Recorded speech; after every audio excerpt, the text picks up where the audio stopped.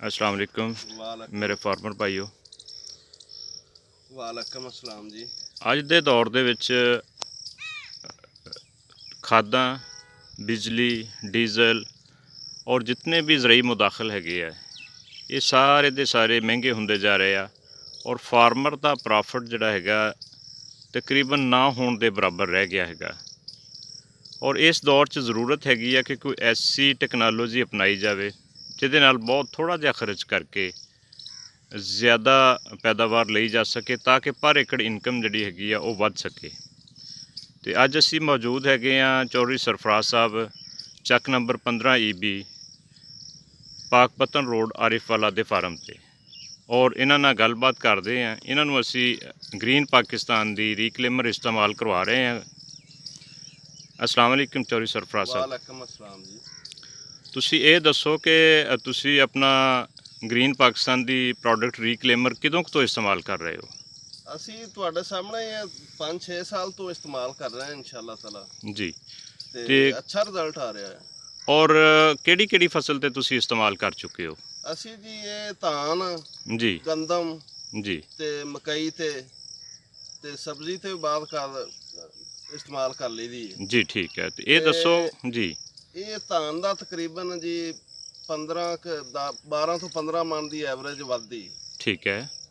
ਤੇ 8 ਤੋਂ 10 ਮਣ ਦੀ ਕਣਕ ਦੀ ਵੀ ਐਵਰੇਜ ਵੱਧਦੀ ਜੀ। ਮੱਕੀ ਤੇ ਕੀ ਰਿਜ਼ਲਟ ਹੈਗਾ ਜੀ ਇਹਦਾ? ਮੱਕੀ ਤੇ ਤਾਂ ਮਾਸ਼ਾਅੱਲਾ ਬਹੁਤ ਜ਼ਿਆਦਾ ਰਿਜ਼ਲਟ ਹੈਗਾ ਜੀ। ਜੀ 15 ਤੋਂ 20 ਮਣ ਮਕਈ ਜ਼ਿਆਦਾ ਇਹਦੇ ਨਾਲ ਨਿਕਲਦੀ ਹੈ। ਜੀ ਜੀ।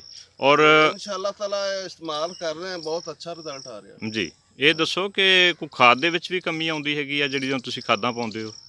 ਖਾਦ ਦੇ ਵੇਲੇ ਇਹ ਖਾਦਾਂ ਦਾ ਜ਼ੋਰ ਲਵਾਉਂਦੀ, ਤਾਕਤ ਤੇ ਦਿੰਦੀ ਹੈ ਖਾਦਾਂ ਨੂੰ। ਜੀ ਜੀ। ਜ਼ਮੀਨ ਦੇ ਵਿੱਚੋਂ ਇਹਨੇ ਇਕੱਠਾ ਕਰਕੇ ਨਾ ਖਾਦਾਂ ਦਾ ਜਿਹੜੇ ਖੁਰਾਕ ਜਮਾ ਹੋਈ ਹਾਂਜੀ ਜੀ ਜੀ। ਤੇ ਉਹਨਾਂ ਦਾ ਜ਼ੋਰ ਲਵਾਉਂਦੀ ਹੈ। ਤੇ ਖਾਦ ਦੀ ਵੀ ਖਾਦ ਦੇ ਵਿੱਚ ਕਮੀ ਹੁੰਦੀ ਜੀ। ਠੀਕ ਹੈ।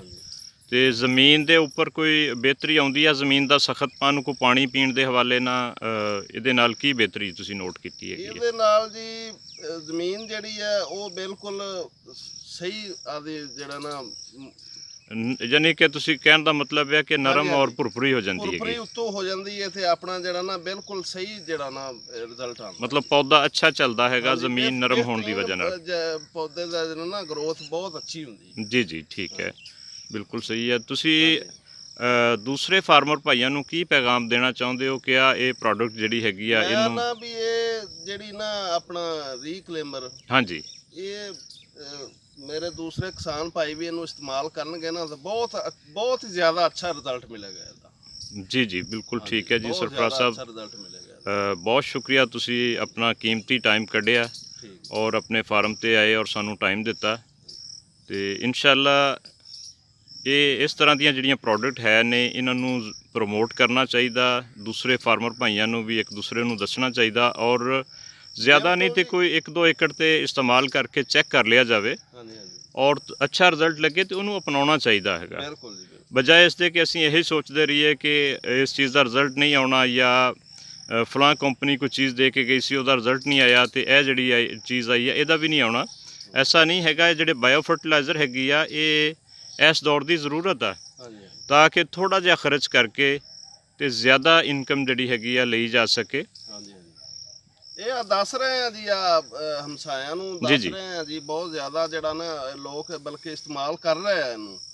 ਸਾਡੇ ਹਮਸਾਏ ਜਿਹੜੇ ਨਾ ਬਿਲਕੁਲ ਨਜ਼ਦੀਕ ਪੁੱਛ ਰਹੇ ਆ ਵੀ ਯਾਰ ਕਿੱਥੋਂ ਤੁਸੀਂ ਇਹ ਜਿਹੜੇ ਨਾ ਲਿਆ ਰਹੇ ਜੀ। ਜੀ ਜੀ। ਤੇ ਦੋਸਤਾਂ ਨੂੰ ਬਤਾਇਆ, ਬਹੁਤ ਅੱਛਾ ਰਿਜ਼ਲਟ ਹੈ। ਤੇ ਜੀ ਬਹੁਤ ਸ਼ੁਕਰੀਆ ਸਰਫਰਾਜ਼ ਸਾਹਿਬ, ਤੁਹਾਡੇ 3-4 ਜਿਹੜੇ ਹਮਸਾਏ ਨੇ ਉਹ ਮੇਰੇ ਕੋਲੋਂ ਮੰਗਵਾ ਚੁੱਕੇ ਨੇ ਔਰ ਉਹਨਾਂ ਨੂੰ ਵੀ ਬੜਾ ਅੱਛਾ ਰਿਜ਼ਲਟ ਮਿਲਿਆ ਹੈਗਾ। ਤੇ ਇਹ ਤੁਹਾਡਾ ਬਹੁਤ ਸ਼ੁਕਰੀਆ ਕਿ ਤੁਸੀਂ ਨਾ ਸਿਰਫ ਆਪ ਇਸਤੇਮਾਲ ਕਰ ਰਹੇ ਹੋ ਬਲਕਿ ਆਪਣੇ ਸਾਥੀ ਜਿਹੜੇ ਹੈਗੇ ਨੇ ਹਮਸਾਏ ਔਰ ਪਿੰਡ ਦੇ ਦੂਸਰੇ ਫਾਰਮਰ ਹੈਗੇ ਆ ਉਹਨਾਂ ਨੂੰ ਤੁਸੀਂ ਮੋਟੀਵੇਟ ਕੀਤਾ ਹੈਗਾ ਔਰ ਦੱਸਿਆ ਹੈਗਾ ਕਿ ਇਹ ਚੀਜ਼ ਜਿਹੜੀ ਹੈ ਅੱਛਾ ਰਿਜ਼ਲਟ ਦੇ ਰਹੀ ਹੈ ਔਰ ਇਹਨੂੰ ਇਸਤੇਮਾਲ ਕੀਤਾ ਜਾਏ। ਬਹੁਤ ਸ਼ੁਕਰੀਆ ਜੀ ਦੋਸਤੋ। अस्सलाम वालेकुम।